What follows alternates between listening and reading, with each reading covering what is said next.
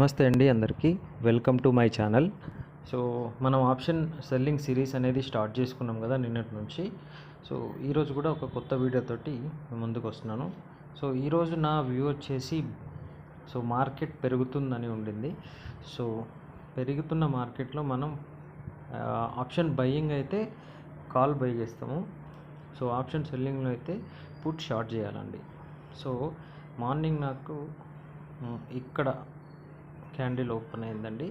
ఇక్కడ 109 దగ్గర మనకు ఓపెన్ అయింది. ఆ లెవెల్లో మనం ప్రైస్ దొరికింది కాబట్టి సో అక్కడ నుండి మనకి కంటిన్యూస్గా మార్కెట్ అనేది పడుతూనే ఉంది. చూడండి 109 నుంచి 32 వరకు వచ్చింది. ఆల్మోస్ట్ మనకి ఎన్ని పాయింట్స్ క్యాప్చర్ అయి ఉంటాయి?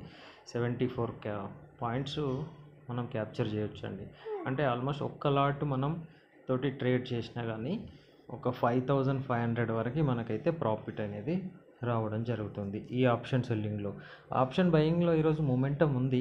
సో ఆప్షన్ బయింగ్ చేసి ఉంటే మాత్రం ఒక 100+ పాయింట్సే వచ్చేది. కానీ ఇక్కడ వచ్చిన 74 పాయింట్స్ అనేది మనకు చాలా ఇంపార్టెంట్ అండి. ఎందుకంటే దీంట్లో రిస్క్ తక్కువ. ఆప్షన్ సెల్లింగ్లో రిస్క్ తక్కువ. టైం డికే కానీ టీటా డికే కానీ సో ఏమీ ఇందులో ఉండదు. సో ఆప్షన్ బయింగ్ అనేది ఏంటంటే ఎప్పుడో ఒకసారి ఇలాంటి మూవ్ వస్తుందండి. చూడండి, ఎప్పుడో ఒకసారి ఇలా మూవ్మెంట్ అనేది వస్తుంది. మీకు చూపిస్తాను. ఓకే, చూడండి ఇలా మూవ్మెంట్ అనేది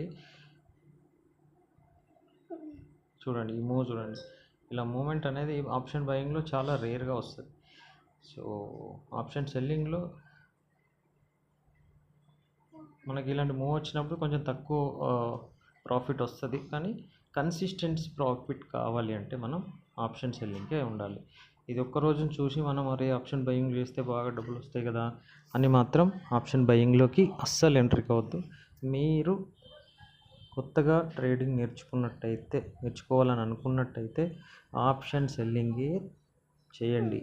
ఆప్షన్ సెల్లింగ్లో నేను మళ్ళీ చెప్తున్నాను, డిసడ్వాంటేజ్ ఏంటి అంటే హై ప్రీమియం ఉంటుంది.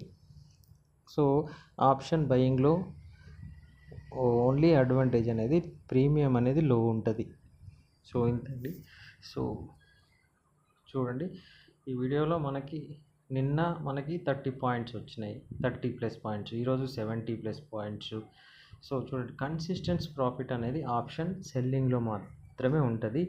So stick to stop loss పెట్టి సో నాకెడ్ కాకుండా ఏదన్నా చిన్న హెడ్జ్ తీసుకొని సో మనం ఆప్షన్ సెల్లింగ్ చేస్తే మనకి ప్రతిరోజు ప్రాఫిట్లో ఎండ్ అవ్వడానికి వీలు ఉంటుంది. అన్ఎక్స్పెక్టెడ్ మూవ్ అనేది మంత్లీ 1 టైం ఆర్ 2 టైమ్సే వస్తుంది. అప్పుడు మనం స్టాప్ లాస్ తోటి కట్ చేసుకుంటే సరిపోతుంది. థ్యాంక్స్ అండి. Thanks everyone.